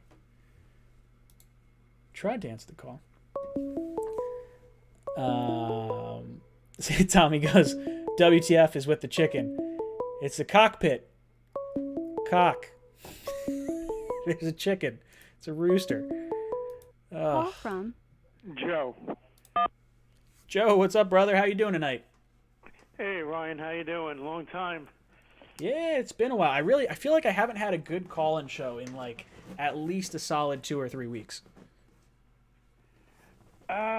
Yeah, I guess you're right. I've been following you. You're right. Yeah, I took Anyway, 1 week off last week, and then I didn't really do many calls the last weeks before that. But I'm sorry, I'm getting off topic. What's on your mind, brother? No, not at all. Well, I work for the NYPD, so I've been busy during this pandemic, so I'm sure you have as well. Oh, both my parents were police officers in Bergen County. So growing up, I very much appreciate your service and everything you do in some pretty crazy times right now. Well, my father was a retired cop as well, so there you go. It runs in the family. Oh yeah. Anyway, make a long story short, you know who I think they should hire as a head coach, Ryan? It's going to cost probably about $100 million, like the way the Raiders hired John Gruden. But I think if Trevor Lawrence is the number 1 pick, and we draft him, and they're comparing him to Andrew Luck or Peyton Manning, I think Tony Dungy would be a perfect fit for the Jets. Okay, that's an interesting hire. I wouldn't have thought that. I think he's been out of the game a little too long. That's my only concern with him. I haven't followed him recently to know if he knows the different trends. I would love if we had to pay a ton of money for a head coach. If we were paying $100 million, I'd go after Dabo Sweeney, the head coach from Clemson, because if you can bring him in with his offense, then Trevor Lawrence doesn't have to learn a new playbook. You automatically start from step 3 rather than step 1. Yeah, I mean that's right. I think it's a long shot. He's never. Yeah, I don't think he's Sorry, leaving Clemson. No. I don't think he's leaving Clemson though. That's the only thing. I think he's got too cushy of a head coaching job there. Same thing with Lincoln Riley. I think Lincoln Riley's a great head coach. I'd love to get him, but he's getting paid $8 million from Oklahoma, and the dude's a god on campus. Well, you know what? I think that's not a bad choice. What you said, the head coach of Clemson, because he'll have possibly Trevor Lawrence again on a professional level and help him grow and turn into possibly a legend. But I don't know. I think Tony Dungy, because look how he dealt with the Buccaneers on the offense and defense. He built that team. I know John Gruden won the Super Bowl, but he built that team. And then, he won a Super Bowl with the Colts, and he had a great quarterback, Peyton Manning, Hall of Famer, a future Hall of Famer, that is. Yeah. And, I just think that would be a perfect match for the Jets. And he's got class. He articulates well, and he's a great coach. He's in the Hall of Fame. He's someone that I wouldn't have thought of initially, but I could definitely bring him in because I think enough of the college guys coming into the league know Tony Dungy from like them growing up and watching him with Peyton playing, that I could see that sort of mentality working. I think Dungy may not want to do it though. I think he's got the TV job right now, and that pays pretty well. To take on everything he's going to have to take on after all the years of being off, I think that's probably where it may fall apart for me. But if it wasn't Tony Dungy, is there someone else you'd prefer that's somewhere out in the NFL right now? Yeah, the offensive coordinator on the Chiefs. Ooh, Bieniemy. Bieniemy's interesting. Yeah. He's going to be a really hot name, and I won't have a problem if they roll with it as long as like they have a lot of faith. Like if Douglas makes the call and says, okay, Bieniemy's my guy, I'll trust Douglas. But I don't want to get the next hot guy that is riding the coattails of a great Hall of Fame caliber player like Adam Gase with Peyton Manning and Bieniemy with Patrick Mahomes. Like that's my only concern with him, because when you watch Mahomes go over to the sideline, he goes over to Mike Kafka, the quarterback coach, instead of going over to Bieniemy. And that concerns me a little bit. He's not my first option, but he's a very fun and intriguing option, especially with the way that offense has performed in Kansas City. If he could bring that here with Trevor Lawrence, I'd be stoked. Well, there's one difference. Yes, there's a lot of men that were like him that came out and, wanted to coach, and they were the hot thing. Like Todd Bowles, give an example. But there's a big difference. He's won a Super Bowl. The others haven't. Well, That's most true. of the others haven't. Yeah. No, that's just it. My dream scenario. If you had to give me like the guy, I would trade Seattle's first round pick to try and get Sean Payton. Like assuming they're hitting the reset button and they need to rebuild for a few years. Maybe he wants to move on to a new premier quarterback. I don't think that's going to be the case. I think he's staying in New Orleans or he's going to retire. But dude, thank you so much for calling in. You have been ejected. You're out of here from the cockpit. Oh, God. Making that chicken fly across the screen and doing that little animation was one of my favorite things that I've done for this show. Like I said, guys, if you want to get your opinion on the head coaching search, click on the link in the live chat that's pinned to the top. Vote on the question of the day. Who do you want the head coach to be? And if you comment and you try to argue your point, you could actually win Amazon gift cards. So it's kind of a cool system here. Still trying to figure it out, but it seems pretty cool. Call from. To accept, press 1. Hello, caller. Welcome to the cockpit. Hey, Ryan. How you doing? I'm hanging in there. What's on your mind? I'm just thinking about the upcoming draft and on what we can do to rebuild our team. Sure. There's this dude I was looking into. He's a running back from Alabama. You probably heard of him, Najee Harris. Oh yeah, absolutely. He's gonna be a top end guy. One of the top 2 or 3 running backs taken probably. Yeah, I want him, but I don't know if we're gonna be able to get him. And I don't even know if we would select him if we had it. I think the Jets are going to select a franchise running back in this draft. I think it's going to happen, and I think it's going to happen in the top 3 rounds for sure. I hope so. I could see it happening the Seattle pick late in the first. I think the first pick in the second round seems like a nicer spot for me to look at. Do you want Najee Harris? That's the guy you want? Yeah, that's the guy I like. Have you looked into Kenny Gainwell at all by chance? He's the running back from Memphis. I heard of him. I have to look into his highlights, but yeah. You should watch his highlight tapes. He kind of reminds me of an Alvin Kamara. It sounds like the second round, like first pick in the second round, might be a little high for him. I don't know if he's going to make it to our third round pick. He's an interesting prospect. Travis Etienne is someone that all Jet fans are pretty much high on. If he's sitting there at this second pick, or at the second round pick, I think you could get me to pull the trigger on him. I do like him. I think he's going in the first, even if I've seen a lot of mock drafts that like have him going in the second. We'll see. Another guy what other like players are you kind of looking at? I like Rashad Bateman. That's the receiver from is it Minnesota? Is that where he's from? I think so. Yeah. Bateman. I want to pair him with Mims and Crowder and see what they can do. Yeah, he's 6'2". Let me see. All right, 6'2", 210 pounds. Do they have a 40 time for him? I don't know if they have a 40 time written down for him yet. Yeah, look, I'm all for bringing in another receiver. I'm torn as to whether it'll be in free agency or the draft. I'd like to retain Perriman if we can. I think there's going to be so many options for the Jets in free agency for wide receiver. I'd kind of want to go that route. Just because we have Mims on the rookie deal. We got Crowder for one more year. I would still want to draft a guy at some point. Although I think if you bring Perriman back, it makes it less of a pressing need maybe. Yeah, we still need to fix the offensive line, though, too. So, I mean...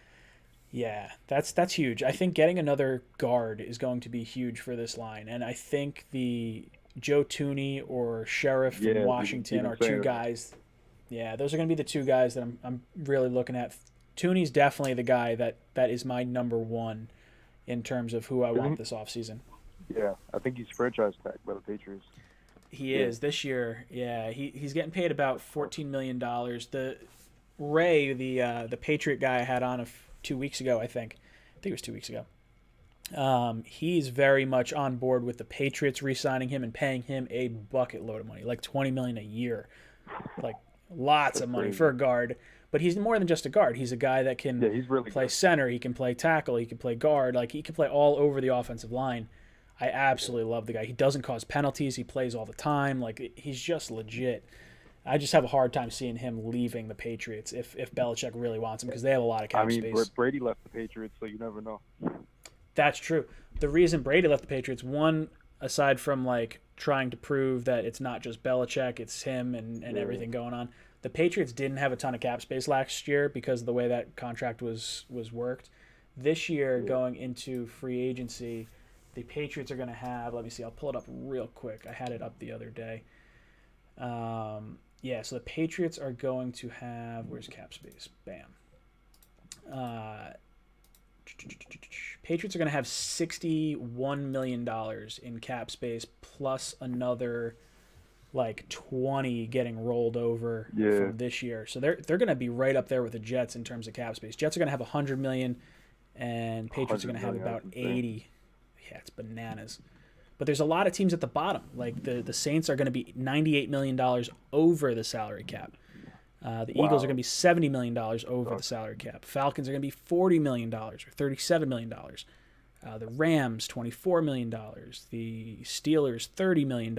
Packers, $24 million. Like there's a lot of premier teams and organizations that are going to have a lot of good players hitting free agency. And I think the Jets are in a prime position to really kind of build on that. I think after this year, the Steelers are going to end up releasing Juju. I think you're absolutely right. Him and Dupree are more than likely in free agency, but boom! You have been ejected from the cockpit. Thank you so much for your call. Guys, make sure you hit that like button. If you want Adam Gase fired at the end of this year, you will hit that like button. We got 120 people in the chat, but only 55 likes. That is disgraceful. Cannot agree with that. Who's the caller? Who's the caller? From Eli, it's been a while. Eli, what's up, brother? How you doing? Hey, I'm doing good. It's been a while, actually, because you haven't had a call-in show in the past, I think, 2 weeks. And then I actually didn't call on Monday, so I haven't talked to you in like over a month. I was going to say, yeah, it's been, because last week I didn't do a call-in show because it was the bye week and I was a little tired and I was like, I'm just going to skip it this week. And then the 2 weeks prior to that, I'm pretty sure I didn't take calls. I think I just had like guests on. So this is the first time I'm actually having a call-in show. But yeah, what's on your mind, brother? First of all, did you say you're from Warwick, Orange County? Because I live right next there. Well, I used to. I used to live in Goshen. Right? Oh, no way. Like a town over. And I what do you think about Legoland going in over there? I I'm telling. I don't know what they're gonna do. The influx of people. It's such a small place. It is. Like, I'm telling you, like, there besides the little town center, there's nothing. Mhm. Like, it's just farmland. And I don't think the highways. It's just not designed for that influx. I don't know what's gonna happen. Where did you wind up moving, and how long ago did you move? Because I've heard, I haven't been over that way, but I've heard they're starting to rework the highway a lot more, so that way it's a little more conducive to the traffic that's going to be over there. Well, I moved about 2.5 years ago, and I actually moved to Kansas, so it's quite far. Damn. Yeah. I feel bad. Now you gotta see Super Bowl trophies and stuff over there. Ugh. I actually went to the Arrowhead game. Oh, that's really cool. That's exciting. I like that team a lot. I like Andy Reid. I like Patrick Mahomes. I like, basically that entire team. I still like Le'Veon Bell, even though he's on their team.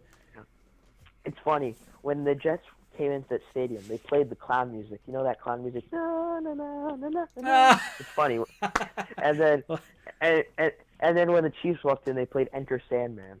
So it's just like put him to sleep. It was just pure disrespect right there.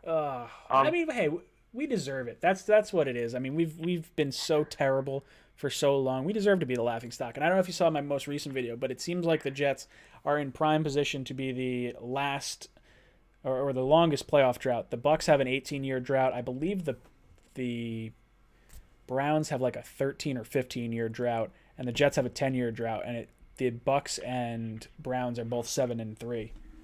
Jets are a healthy 0-10. I heard you. I watched all your videos, Ryan. Oh, you're a good man, Eli. I like you. I don't know. I just want to share this to whoever's listening. Okay, so I don't know if you know anything about trading cards, right? Football cards. I collect them. So I was actually at a card store, and I bought a 1996 box. And I didn't know this until I looked up the card after. I pulled some weird card. I got my shiny Sam Darnold card. As soon as I got this card, the wheels fell off. That's what happened. Oh, that's nice. Sorry. Go on. But I pulled this special rookie Ray Lewis card, and it goes for like $60, and I only spent $20 on the box. So I literally just tripled my price immediately, and I was just wow! I can't believe I did this. Yeah. My buddy had one of the guys I work with. He collects a lot of the football cards, and he got a holographic Lamar Jackson rookie card. So he's like, oh shit. It's like a ton of money. It is so much money. Now it's probably gone down a little bit this year, but I mean, based on everything we saw last year, that's a very expensive card. At peak, that probably goes for at least $1,000 or something like that. It's a lot of money for sure. If it's like a 10 on whatever that scale is, that's definitely in good shape.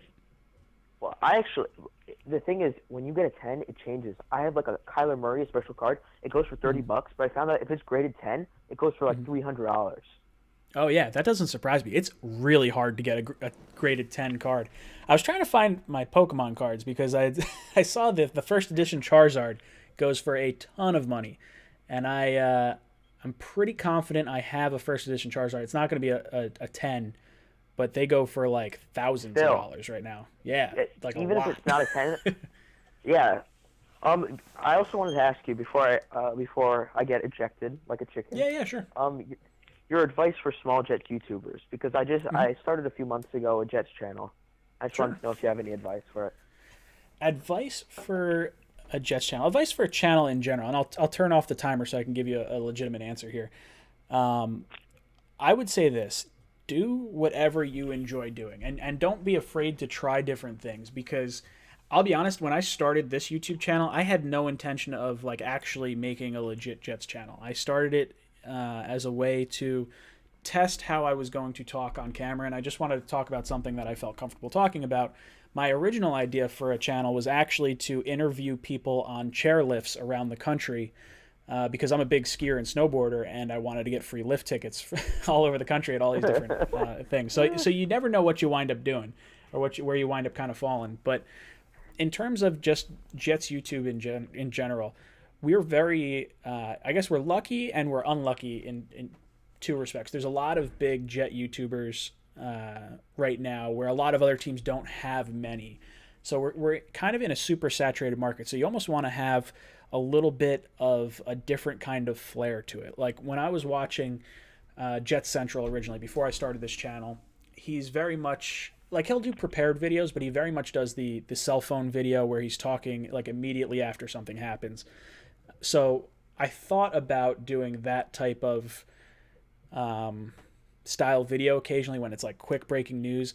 And then I quickly found out that he kind of, I don't want to say he cornered the market on it, but where I sort of found my niche was in the editing and the little bit of sort of extra work that goes into it. And it sucks because it's not as prompt and as fast to get out because it takes me a lot of time. I'm up like till 2 a.m. editing sometimes. But just kind of find your niche. Find something that you like doing. Find something that works. And then just kind of roll with it. Make it your own. It's a lot of fun. You know, part of it is getting cameras. So getting, you know, I think a microphone is important. Something that sounds good. Because if you have bad audio, just watch any YouTube channel that's kind of up and coming, and if it's got bad audio, it's hard to watch. It's really hard to watch. It is. That would be my I guess the first thing I would get would be the microphone. Well, I actually and do yourself it a with my light. dad.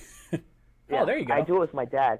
So he bought like a thing, and it's like it's a pod mic, the Rodecaster pod mic. So it's not, it wasn't like a super expensive mic. Like there's ones that go over like $400. Like oh yeah, no, you don't have to spend that much at all. I got my Yeti for. I got my Blue Yeti for. Well, actually, funny story. I was at the Jets-Bills game week 1 last year, and I got a little banged up, and one of my buddies was egging me on to get the Blue Yeti. So I was like, all right, you know, I'm gonna order it. I ordered it, and you know, it didn't come in the 2 days that I ordered for it. And I was like, oh, this is getting weird, whatever. So I waited a few days, and then Amazon emails me and says, oh, sorry, your package must have gotten lost. We're going to refund your money. I was like, oh, you know what? I didn't really need the Blue Yeti. I have a different microphone. I'll roll with that. And then the next day, the Blue Yeti shows up. So I actually didn't pay anything for my Yeti because of how that worked out. But I have another microphone that I think I spent $60 on, and it's a great mic. Just a USB mic. It's nothing insane. But as long as you have clear audio and you kind of know what you're talking about, you work on your delivery. I would recommend starting with maybe a script and at least bullet points with what you're trying to talk about, because I had a lot of ums and uhs and ands, and I sort of lagged. That's where my jump cuts sort of started to happen, because if you notice my videos earlier in my YouTube videos were a lot more cuts than I'm doing right now, so I'm getting a little more comfortable. But it's all a process. Yeah. I mean, wherever you start now, in a year, 2 years from now, you're going to be so much further along with, you know, how you present everything. My videos have changed dramatically since I first started. Well, at least for my channel, I know I had a jump start. In the first, right, I was getting like 30 views a video. Like, it wasn't that great. Mm-hmm. And then I had one video that popped off. It was I do post-game reviews after almost every game, unless my dad works or whatever, because then I have to wait. But those usually get a good amount of views. And the first one against the Bills game, week 1, that got like 700 views. And for me, that's huge. And I gained like 30 subscribers from that. And like I see a lot of guys who watch your channel in the comments, and it's just great. Oh, it's fun. There's a strong Jets YouTube community, like across the board. I've talked to some of the different sports kind of franchises. The Bills franchises, from what I've heard, there's a little bit of drama between some of the YouTubers there, and you can see it pop up. Yeah, I mean, you can see it pop up with other franchises, because there's very much a competition for subscribers. And it's like, oh, well, if you're watching his stuff, you're not watching my stuff, and like, if you kind of think that way. Now, we're lucky with the Jets stuff, because that hasn't been the case at all. It's been pretty positive. That's one of the biggest reasons I started the Talking Jets panel, was because I really like O'Leary's videos. I really like Green Bean's videos.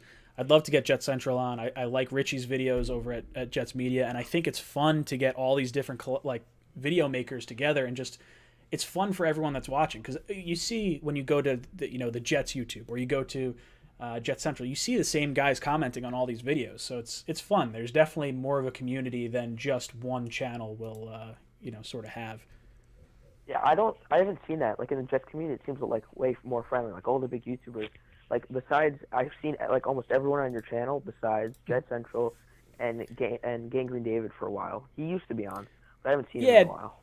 David was on for a while. He got a new job, and then he had a lot going on with school, and I kind of wanted to go in another direction with the Talking Jets panel. I wanted to do a 3-person panel with the option to circulate a fourth person, which has allowed us to get Jets media on, and Ali from Loyal NY Jets fans, and some of the other guys. So I've had fun with it. But yeah, David will be on another time.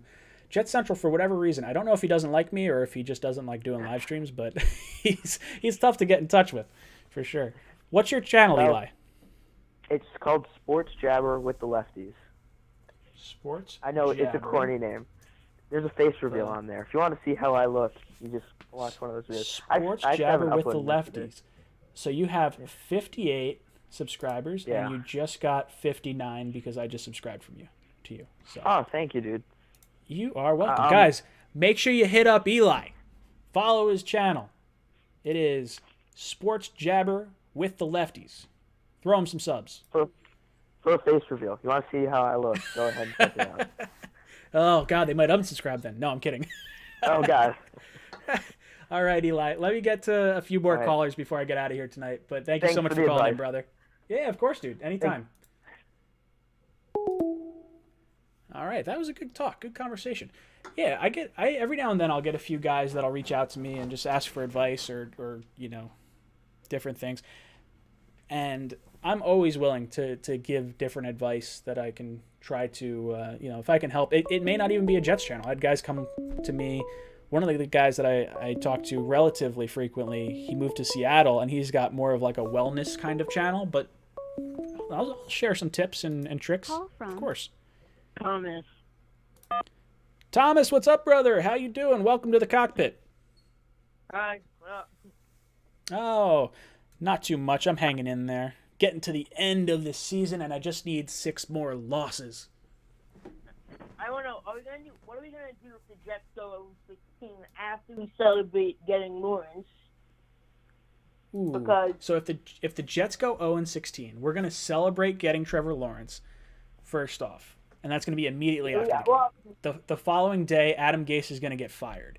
And then Adam Gase is going to, or not Adam Gase, but the Jets are going to start looking for a head coach. And it's not going to happen immediately because there's going to be a lot of teams that are in the playoffs that are going to be interviewing different head coaches, guys like Brian Daboll from the Bills or Eric Bieniemy from the Chiefs, or there's a whole host of different potential options that could be out there.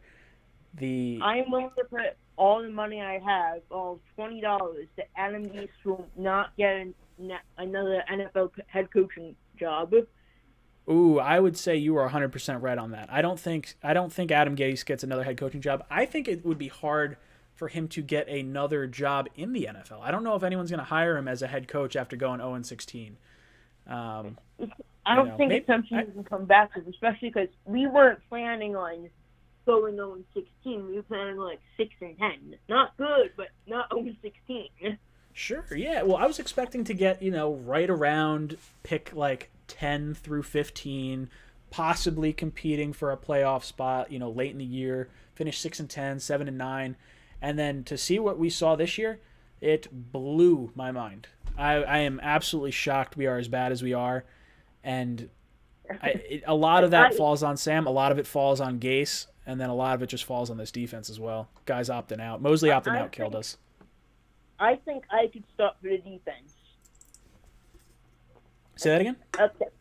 I could start for the defense at the level they're playing. I bet you could start for them at the level they're playing.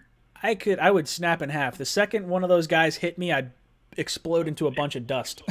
I'm not the biggest guy. And then they would get a 15-yard penalty and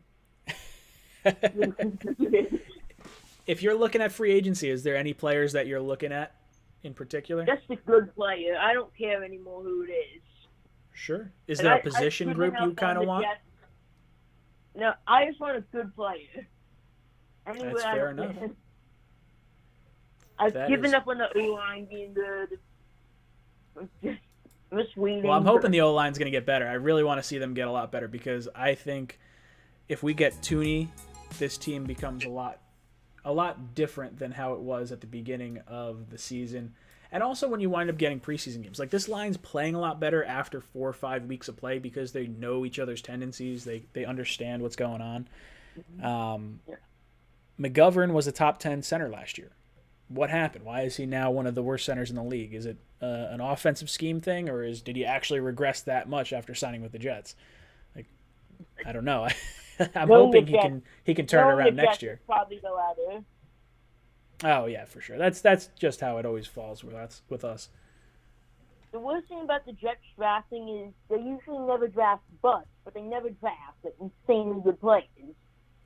Well, we wind up getting we've drafted well in the first round recently. Like, you had Leonard Williams. While he wasn't an all-pro, he is playing well now and maybe has earned a first-round grade as a prospect. Not, the 6th overall pick, good, but he's played well. Jamal Adams was playing well for us. We all thought Sam Darnold was going to be the truth. Quinton Williams is playing good. So we've drafted well at the very top end of the drafts. It's really the 2nd, 3rd, 4th round over the course of the last 15 years that has absolutely killed us. Aside from Marcus May and now Denzel Mims, the last 2nd-round pick that we hit was David Harris. I think it was David Harris. He was a 2nd or 3rd-round pick. But that's the last time we had, like, a good player taken in the not first round. Yeah. I'm a fan of every team that I support is awful in any sport. Let me guess, you're a Mets fan, a Knicks fan. Yeah. I hear you, dude. I have ever had so had many my losing dad's years with the Jets. Outside of the Jets, I am an entirely New York fan. I am excited for the Knicks. I'm excited for the Nets. I'm excited for the Mets. I'm excited for the Yankees. I can't take all the losses. My dad went to Villanova.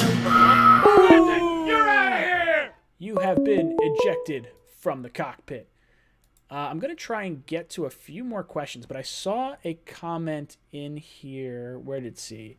Start Morgan, go for the tank. The whole Morgan thing.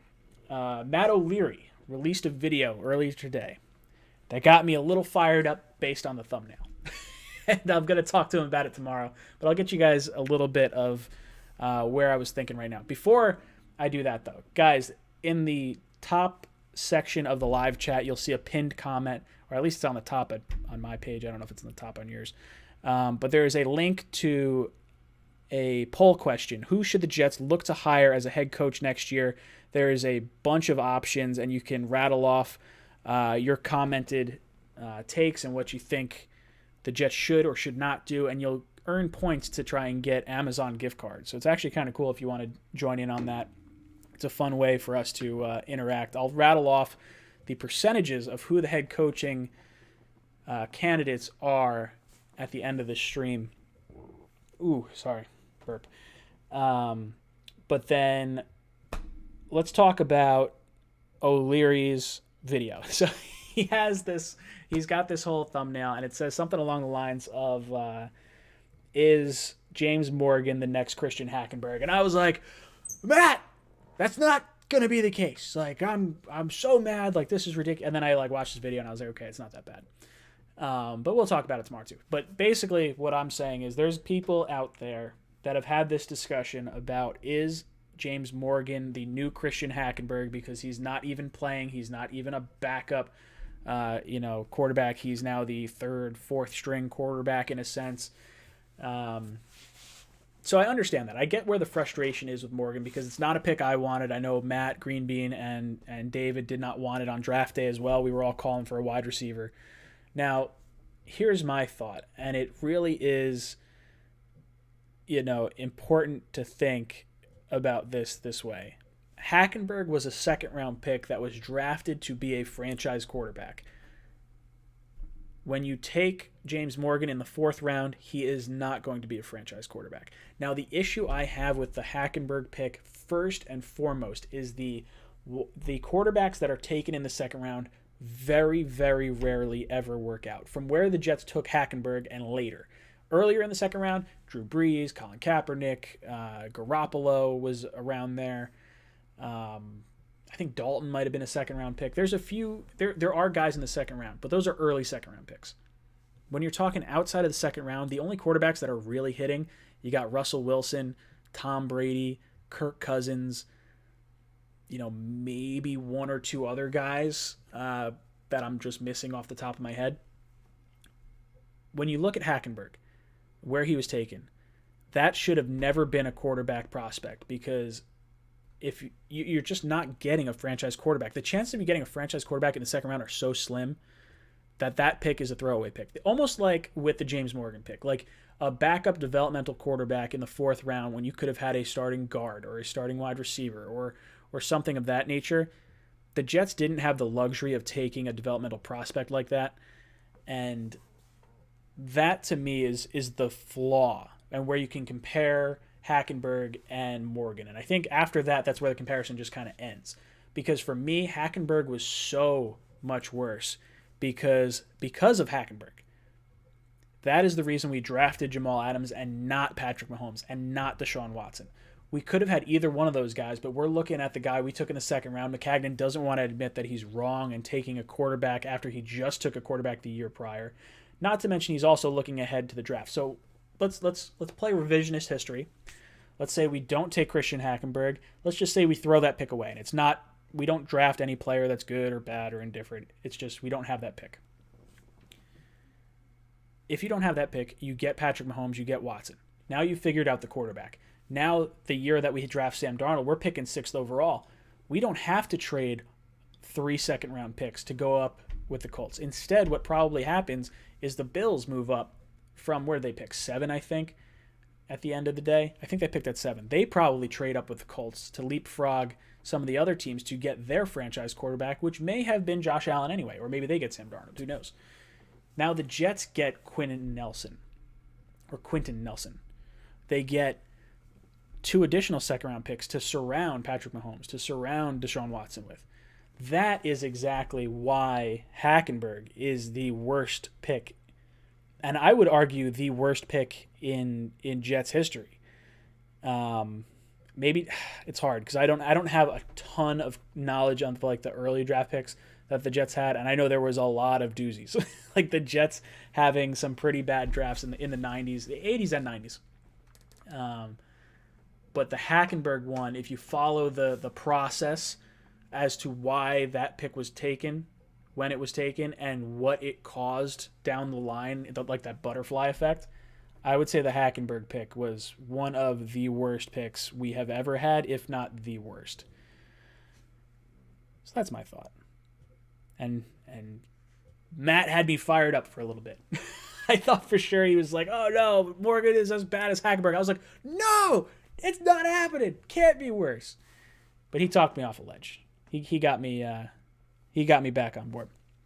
All right, let's take a look at this graph. Let's see where everything has shaken down. We have had 80 votes on this poll question. It is up for another 5 days.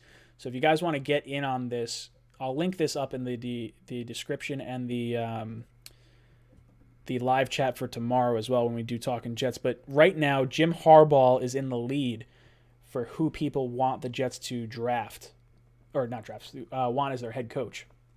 Jim Harbaugh, 32.5% of the vote. Greg Roman has 5%. Joe Brady has 30%, so he's in second. Third place is the other category. So let's see if anyone has commented who they actually want, because I think when I checked earlier, it was not a... Matt Campbell, says Jordan Frieden.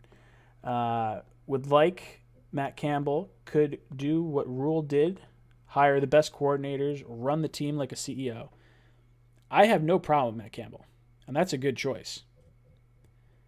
Arthur Smith comes in at 7.5%, Brian Daboll at 6.3%. So Greg Roman is actually the least voted guy as head coach. And that's to be expected. I think that Ravens team has kind of taken a step backwards this year. I know Lamar Jackson has come out and said there were players calling out the plays at the line of scrimmage, which is never good. It's basically what was happening with the Jets when the Patriots were cheating all those years, calling out plays and coverages before they even happened. Now, for me, I think the two most likely guys are probably going to be Harbaugh and Roman, just because of the Douglas connection. Harbaugh knows John. Greg Roman was an offensive line assistant when Douglas was a scout for scouting offensive linemen. So those two guys seem like they could be options for us. I would like to go the Joe Brady route. Jim Harbaugh, I'm not as down on him as other people are, but he is a scary prospect, to say the least. But guys, that is going to take us to the end of our show. We have 127 people in this chat. We have 76 likes. If you could throw a like on this video. If you don't want Adam Gase here next year, drop a like. And I appreciate you guys being here. I like hanging out with you guys. I'll be back tomorrow with Green Bean and Matt. And we actually have a special guest that's going to be on. Max is NY Jets. Will be joining us for our panel tomorrow. He has joined the cockpit tier of the Jets Talk channel. So if you guys want to do that, that's always a potential option for you guys. But he'll be talking Jets with us tomorrow. All right, guys. My name's Ryan. I've been your pilot today. And I am signing off. J-E